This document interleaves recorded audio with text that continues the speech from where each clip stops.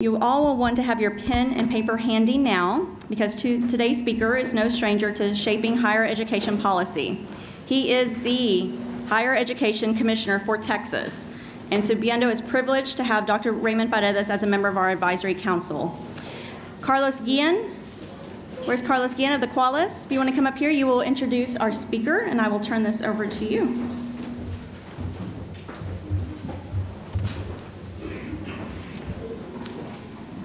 Good morning, Subiendo. I'm Carlos Guillen from the Koalas, and I'm here to give a warm welcome to the very interesting Dr. Raymund Paredes.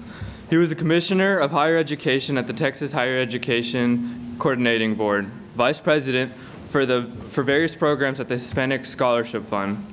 Before that, he was Vice Chancellor of the Academic Development for 10 years at UCLA.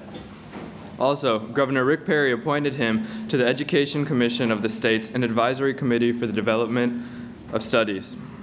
He's also the president of Big Brothers and Big Sisters Nationwide Hispanic Advisory Council. And lastly, but definitely not least, he was named one of the 100's most influential Hispanics of 2007. It is with great honor that I leave the stage to Dr. Raymund Paredes.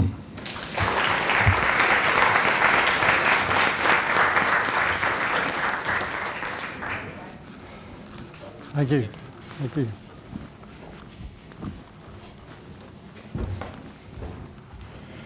Thank you very much. I'm delighted to be here. I have had the pleasure of serving on the advisory board of Subiendo since the inception of this program, and I've enjoyed watching it grow, watching it expand.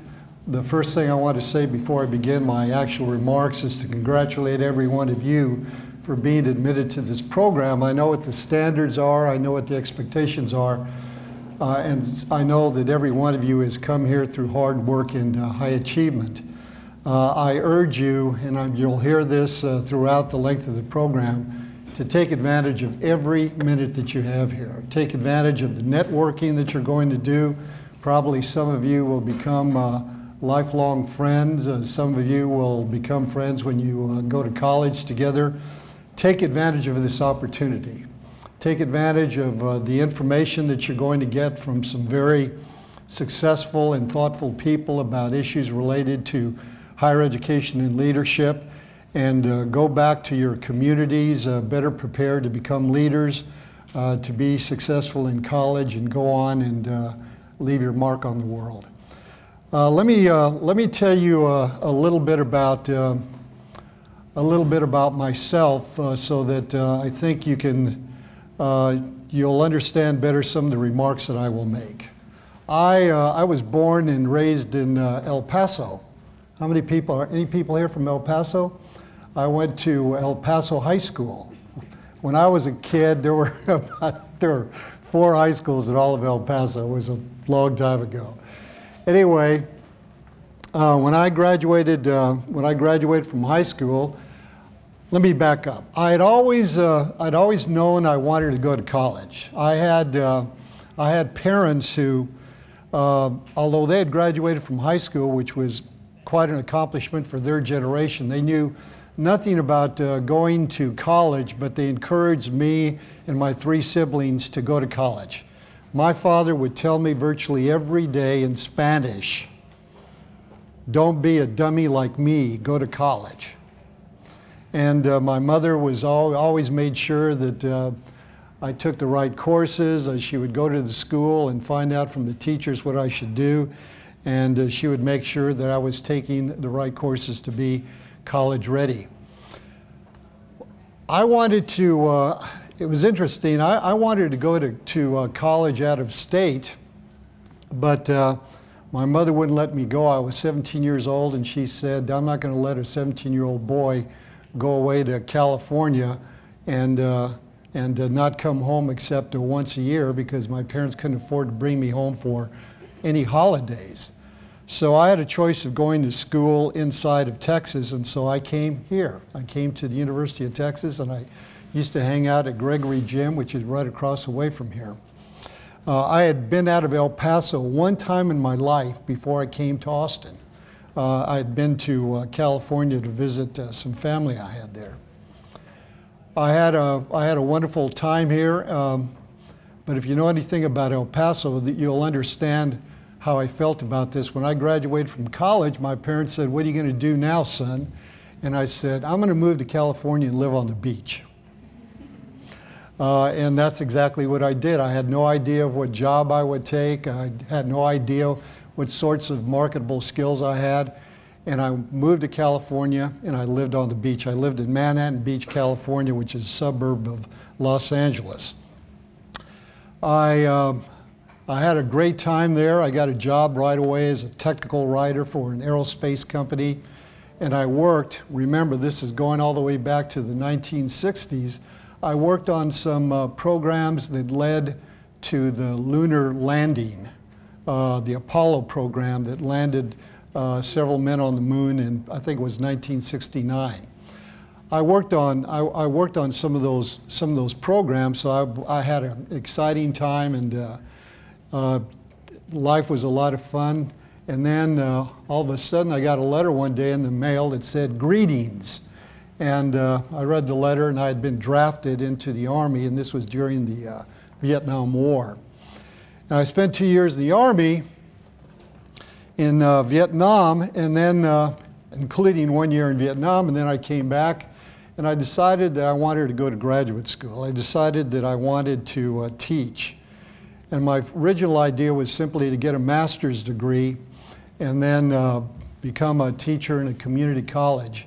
So I went to the University of Southern California. And I had a great time there, and I had a very good series of professors. And several of them said to me, "Why don't you think about getting a PhD and becoming a professor in a university?" So I thought about that, and I decided that was something I'd like to do. And so I came back to school here at the University of Texas, and I got a doctorate. And in the bio, the most important part of my life really was left out. I was a professor of English at UCLA for 30 years. And I was an administrator, but the most important thing I did for that time was I was a teacher at UCLA. And then I retired, and I decided I needed to do some other things, and I went from UCLA to being the director of creativity and culture at the Rockefeller Foundation in New York. And I lived there for a couple of years. My timing was not terribly good because I was in New York for 9/11. And I lived through that event and lived through the aftermath of that event. And then my goal after I retired from UCLA was simply to take a series of jobs, because I started as a professor at UCLA when I was 26 years old. And so I was only 56 when, only 56, that's young in terms of your work career. I was too young to stop working, so I decided when I retired from UCLA that what I would do is I would just take jobs that interested me for as long as they interested me. So I went to New York. I had always thought it might be fun to live in New York for a while.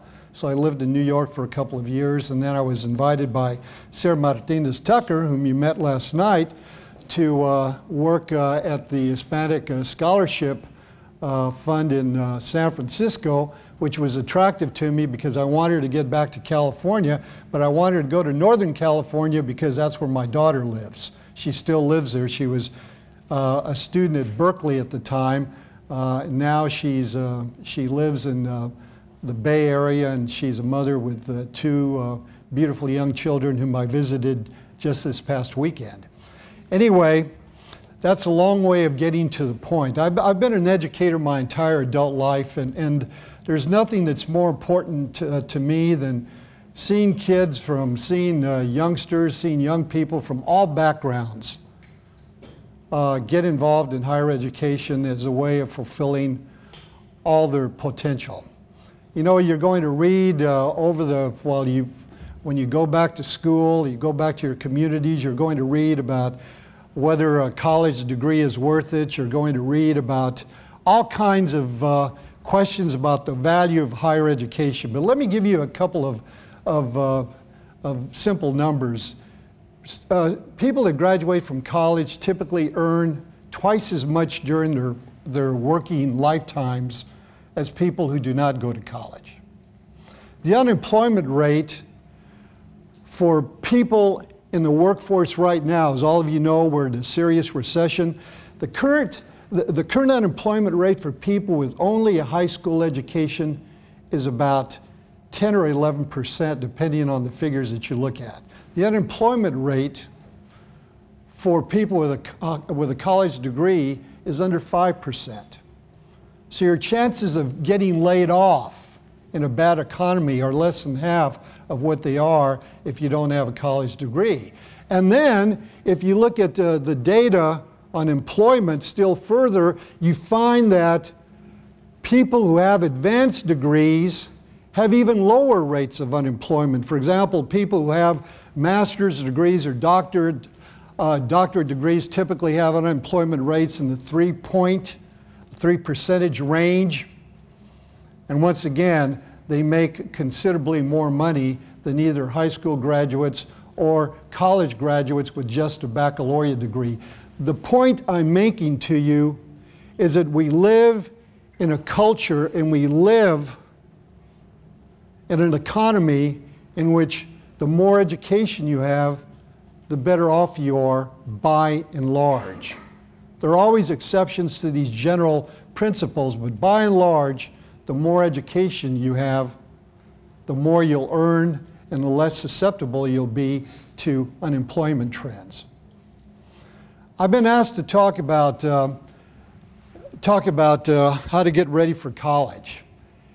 And I'll give you the simplest advice, the best advice I ever heard in the 8th grade from a teacher who stopped me in the hallway of El Paso High School and asked me if I was interested in going to college. I was a very good student, and my mother made sure that I did my work.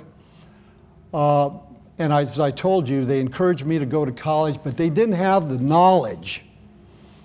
They didn't have the technical knowledge about going to college to really help me in that way. So I was walking down a hallway, and a teacher stopped me, and I remember her very well. I remember what she looked like. I remember she was very tall, and I remember her name. Her name was Dixie Arms, A-R-M-E-S. And she stopped. She was from Mississippi, as you might guess from a name like that. She was from Mississippi, and she stopped me in the hallway. In her thick Southern accent, she said, "Raymond," she said, "are you planning to go to college?" And I said, "Yes, ma'am, I am." And she said, "Well," she says, "I've been watching you." I remember what she said to me almost word for word. This is over 50 years ago.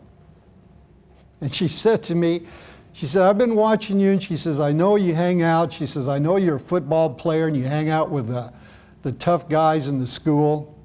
She said, "But I also know that you're very bright and you should go to college." And I said, "Well, actually, I do want to go to college." She said, "Well, that's good." She said, "If there's anything I can do to help you, let me know." And she started to walk away from me, and I stopped her. And I said, "Well, wait a minute, I do have one question," and here comes the best advice I ever heard about getting ready for college. I said, "There is one thing. I understand I have to take this thing called the SAT." And I said, "What is that?"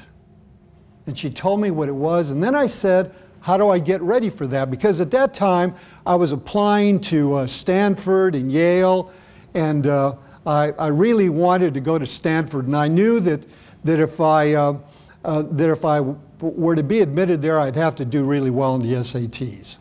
So I asked her what I had to do well in the SATs and what I had to do to get ready to go to college. Now remember, I was in the 8th grade. And this is the advice she gave me, and it's the best advice I've ever heard, and I've repeated this advice at least 10,000 times over the past 40 years or so. She said, number one, she said, take nothing but the toughest courses. She said, only take academic courses. She said, and it doesn't matter what you want to major in, take all the math, all the science, and all the courses that have a lot of writing that you can find. Now, let me tell you about that piece of advice. I went home and I told my mother what this teacher had told me. And my mother took that advice as law in our home. And I took 4 years of math, including pre-calculus, 4 years of English, 4 years of science. I didn't take one easy course. To this day, I type like this with 2 fingers. My excuse is I can type as fast as I can think, so I don't need to type any faster than that.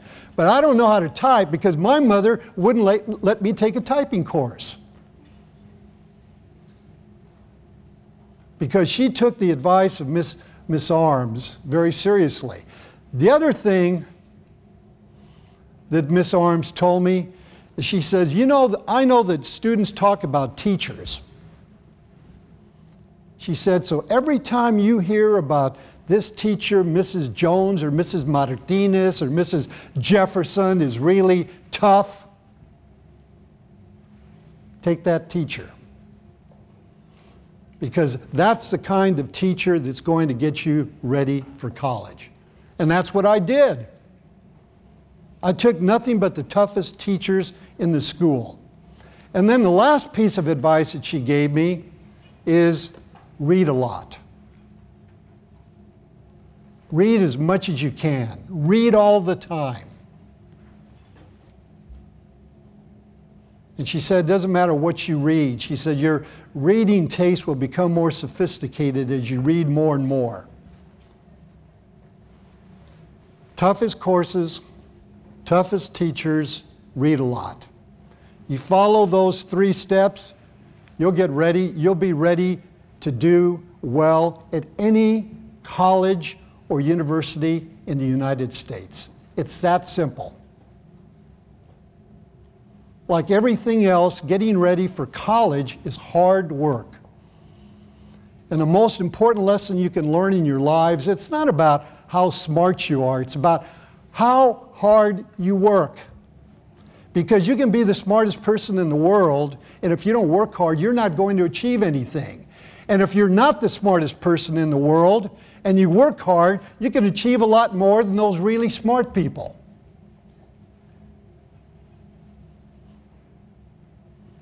Toughest courses, toughest teachers, read a lot.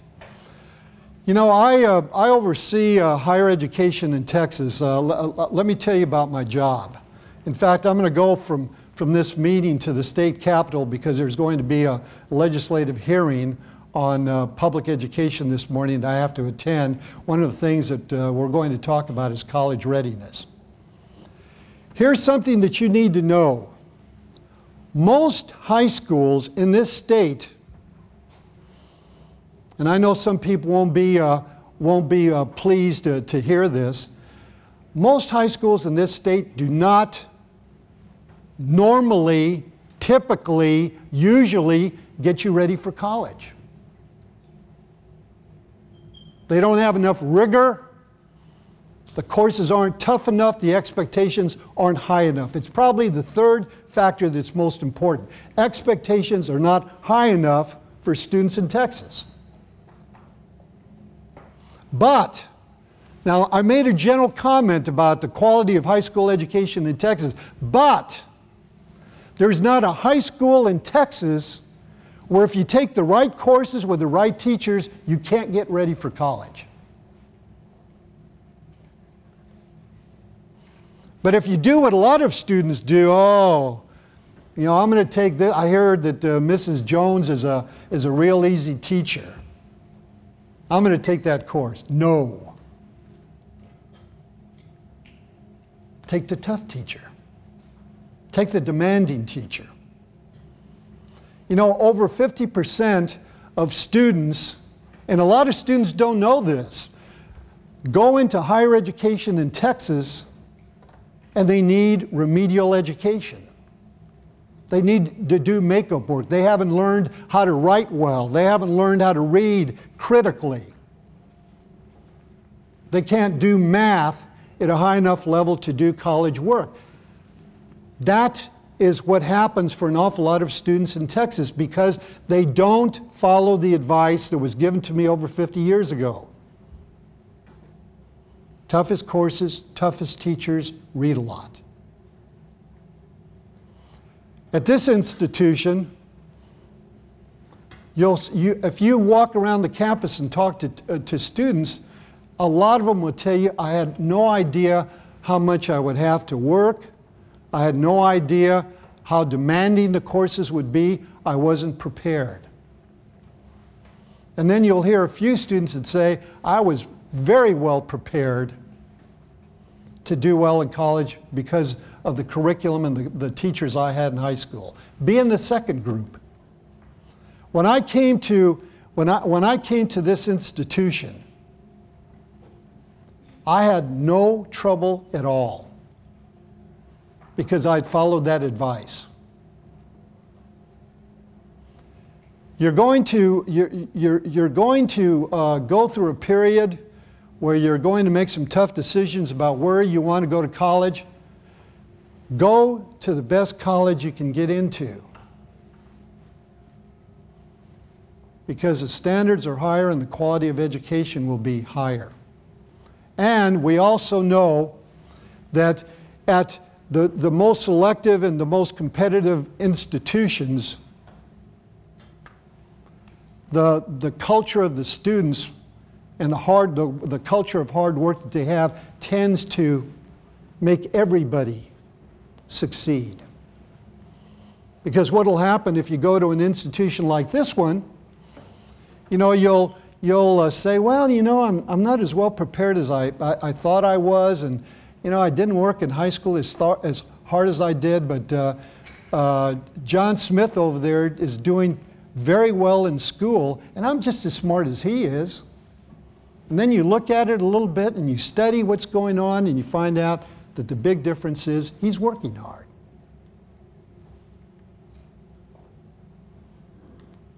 Get in the habit of working hard.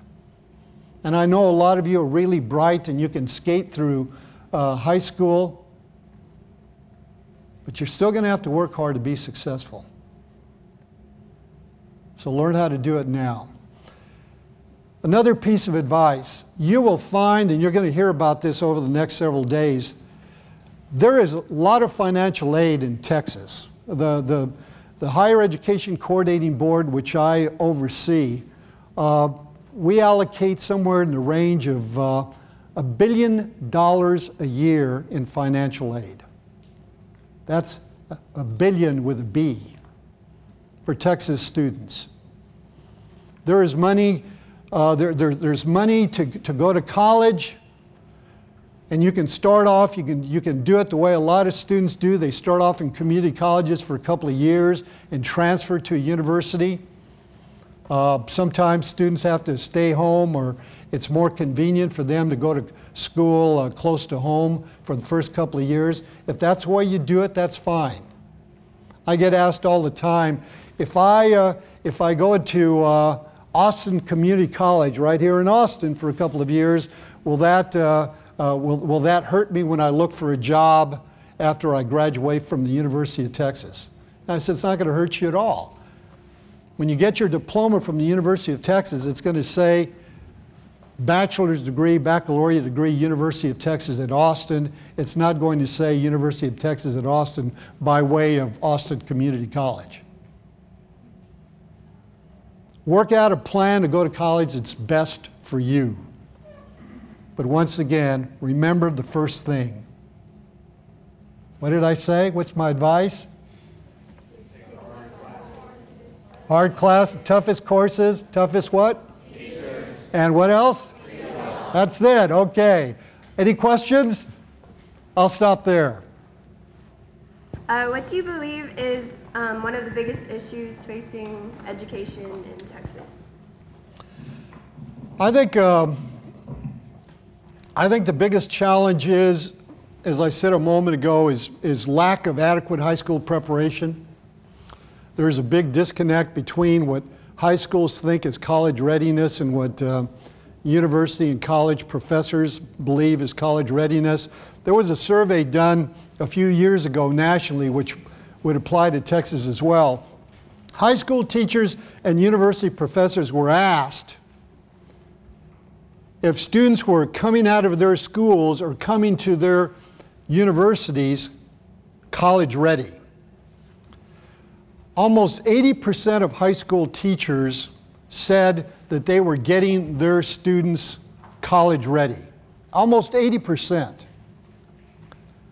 From the university professors, 20% thought that students were coming college ready. So there's a huge disconnect, and that's one of the things we're going to talk about in the legislature, about how to make sure that high school is better aligned with higher education.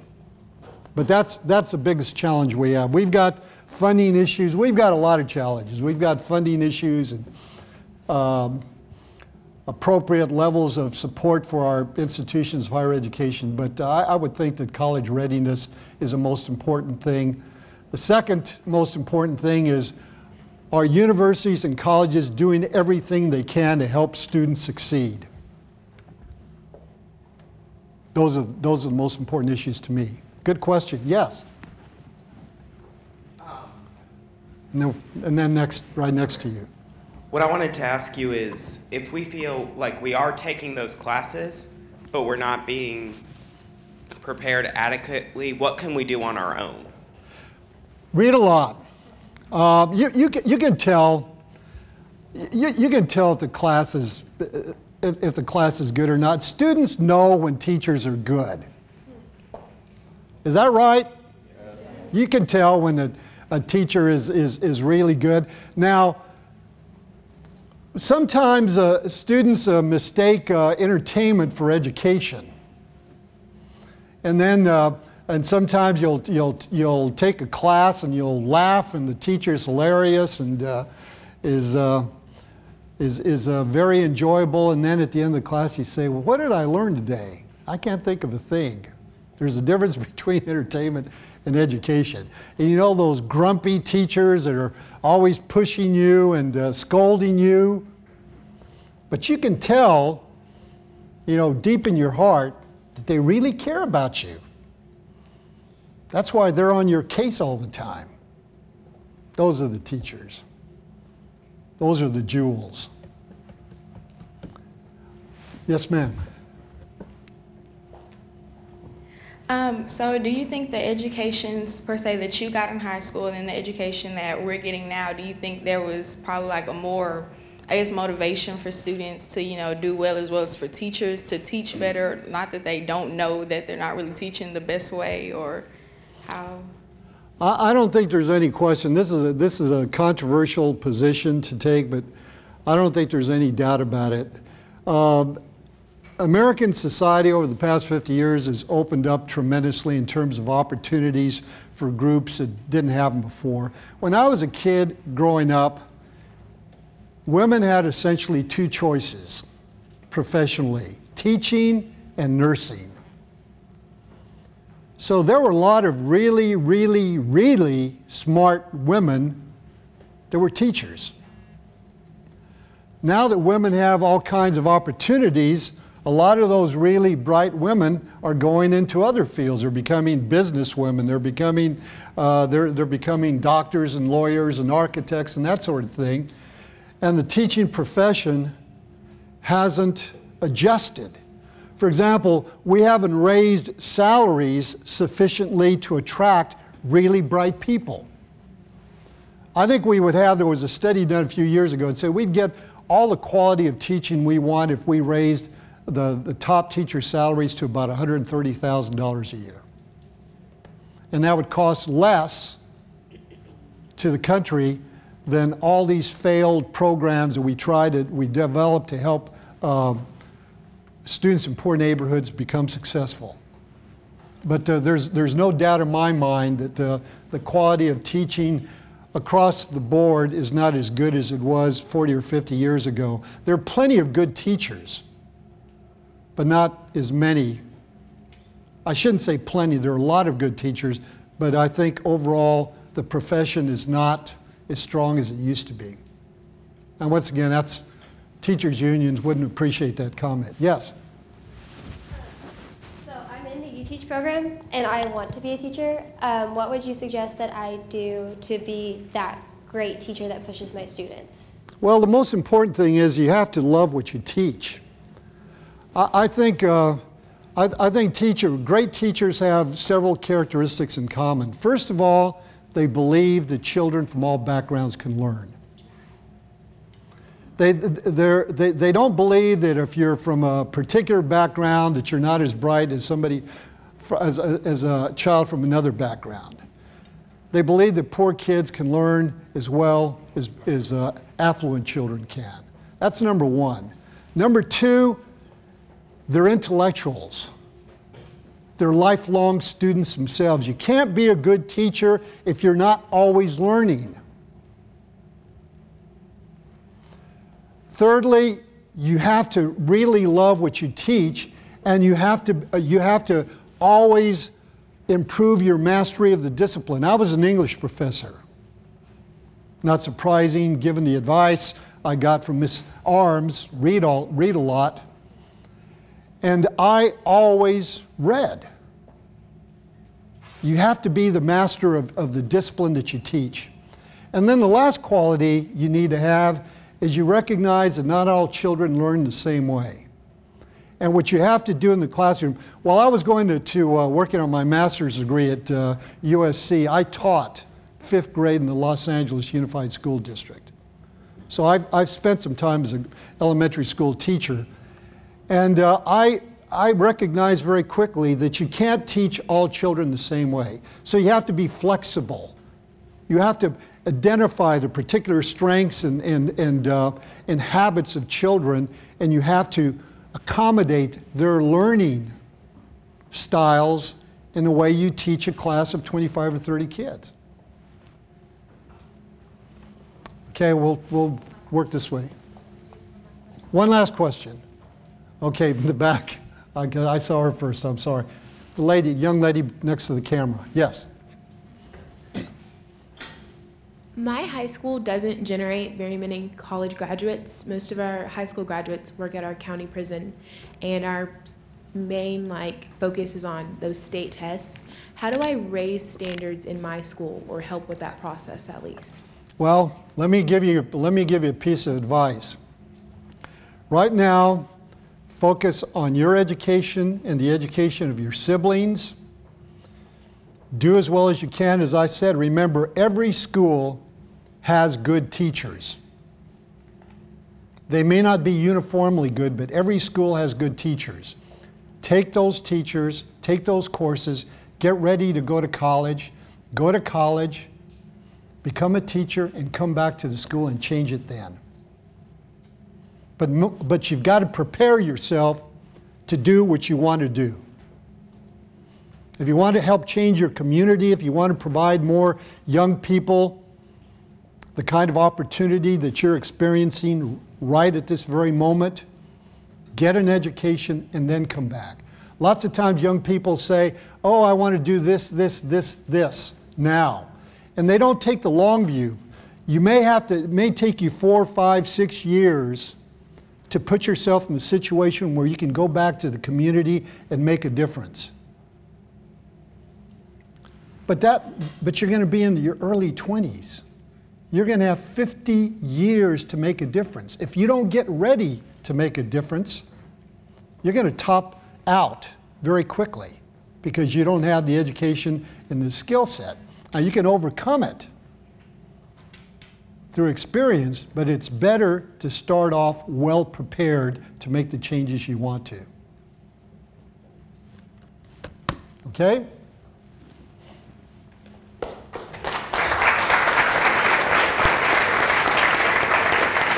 On behalf of Subiendo, we would like to present you with this gift for giving us your time and your input. Well, thank you very much. You're very I appreciate welcome. it. Thank you. I wish you a very rich experience, and I hope that all of you fulfill your very ambitious dreams, and I look forward, I spent a lot of time on this campus. I look forward to seeing some of you here at this great university soon. Thank you very much.